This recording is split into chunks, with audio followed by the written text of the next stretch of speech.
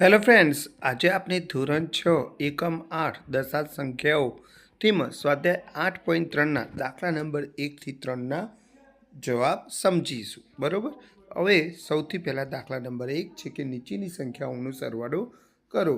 તો આ રીતે આપણને એક સંખ્યા આપી છે, તો પહેલાં આપણે એને આ રીતે સરવાળા સ્વરૂપમાં લખીશું. બરાબર. પછી પોઈન્ટના નીચે પોઈન્ટ આવે એ રીતે આપણે ખાસ ધ્યાન આપવાનું છે. બરાબર. પછી આગળની સંખ્યા આ રીતે આપણે પોઈન્ટ એક લાઇનમાં રાખીને આ રીતે આપણે સંખ્યા લખવાનો પ્રયત્ન કરવાનો છે.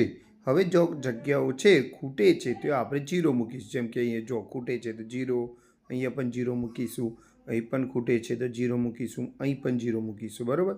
હવે આપણે સરવાળો કરીએ. જેમ કે અહીંયા આવશે 7. બરાબર. અહીં શું આવશે તો 8, અહીં શું આવશે 5, પોઈન્ટના નીચે પોઈન્ટ આવશે. બરાબર. અહીં શું આવશે 8, પછી અહીંયા આવશે 3. આ રીતે આ દાખલો ગણવાનો રહેશે. બરાબર. ત્યાર પછી આપણે અહીંયા પણ લખીએ. અહીંયા 15માં પોઈન્ટ નથી. જો કોઈ સંખ્યામાં પોઈન્ટ ના હોય તો આપણે એને પાછળ પોઈન્ટ ગણવાનું છે, 5ની પાછળ. બરાબર. પછી અહીંયા જો 0.632, તો આ રીતે આપણે લખીશું. બરાબર. આમાં પોઈન્ટ નથી તો આ રીતે પોઈન્ટ ગોઠવીશું આપણે.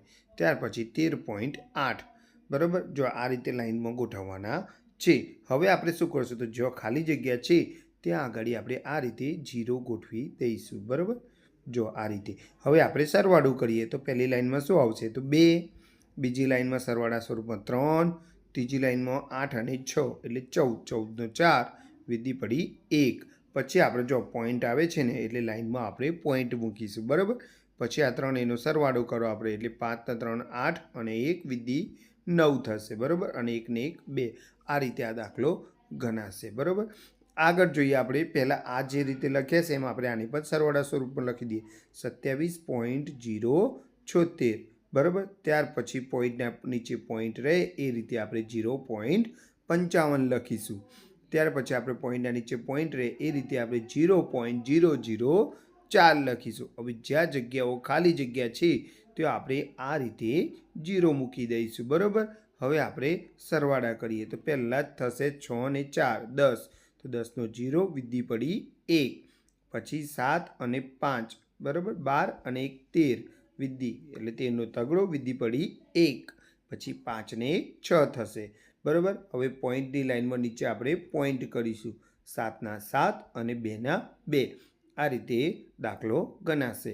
ત્યાર પછી આપણે બીજો એક દાખલો જોઈએ, ડીમાં રહેલો છે. પહેલાં આપણે 25.65 લખીશું. ત્યાર પછી પોઈન્ટના નીચે પોઈન્ટ રહે તે રીતે આપણે 9.005 લખીશું. ફરીથી આપણે પોઈન્ટના નીચે પોઈન્ટ રહે એ રીતે આપણે 3.7 લખીશું. બરાબર. હવે શું કરવાનું છે યાદ આવ્યું? જો જગ્યા હોય તો આપણે 0 લખી દેવાના છે. આ રીતે 0 0 0 0 0. હવે આપણે એનો સરવાળો કરી દઈએ તો પહેલાં 5, ફરીથી પણ 5 જ આવશે. પછી 7 6 13, 13નો તગડો વિધિ પડી 1. પોઈન્ટની લાઇનમાં પોઈન્ટ કરીશું.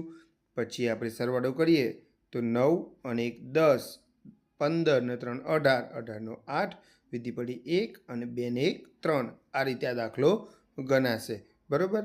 આગળ જોઈએ આપણે ઈમાં. પહેલાં આપણે પોઈન્ટના નીચે પોઈન્ટ રહે એ રીતે આપણે આ બધી રકમો ગોઠવી દઈશું આ રીતે.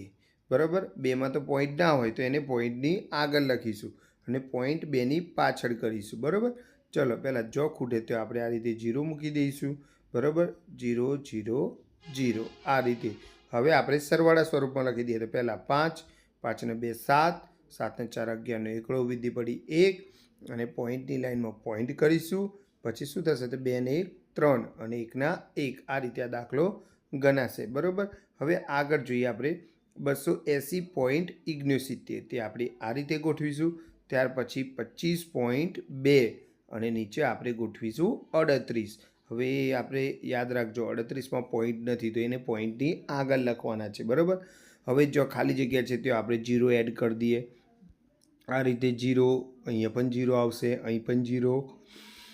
અહીં 38ની પાછળ પોઈન્ટ મૂકીને 0 કરવાનું છે, અહીં પણ 0. હવે આપણે સરવાળા કરી દઈએ તો 9ના 9, 6 ને 2 8, પોઈન્ટના નીચે પોઈન્ટ, 8 થી 9 10 ને 13નો તગડો વિધિ પડી 1. બરાબર. 8 ને 2 10 ને 13 ને 1 વિધિ 14નો ચોગડો વિધિ 1 2 ને 1 3. આટલો જવાબ થશે. આગળ જોઈએ આપણે દાખલા નંબર 2 છે કે રસીદે ગણિતની ચોપડી માટે રૂપિયા 33.75 અને વિજ્ઞાનની ચોપડી માટે રૂપિયા 32.60 ખર્ચ્યા. તો રસીદે દ્વારા ખર્ચવામાં આવેલી કુલ રકમ શોધો. તો આપણે જોઈએ કે 35.75 રૂપિયા એ શાનો ખર્ચ તે જો ગણિતની ચોપડીનો ખર્ચ છે. ત્યાર પછી જોઈએ આપણે 32.60 એ શાનો ખર્ચ છે તો એ વિજ્ઞાનની ચોપડીનો ખર્ચ છે. બરાબર. હવે કુલ ખર્ચ કેટલો તો એ માટે આપણે આ બંનેનો સરવાળો કરીએ. તો પહેલાં 5 ના 5, 7 ના 6 13, 13 નો તગડો, વિધિ પડી 1, પોઈન્ટના નીચે પોઈન્ટ મૂકીશું. 5 ને 2 7 ને 1 8 થશે અને 3 ને 3 6.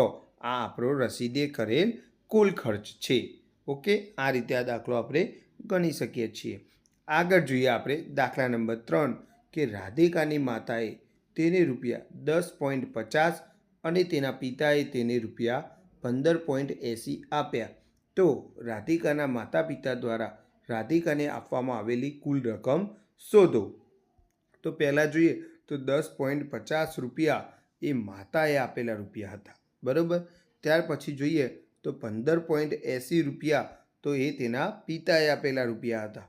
હવે કુલ કેટલા છે રાધિકા જોડે તો એના માટે આપણે શું કરવું પડે? સરવાળો. બરાબર. એટલે કે 0 0 0 થશે. 8 અને 5 13, 13 નો તગડો, વિધિ 1, પોઈન્ટના નીચે પોઈન્ટ રહેશે. 5 અને 1 6 થશે અને 1 ને 1 2. આમ રાધિકાને મળેલા કુલ રૂપિયા છે 26.30. બરાબર.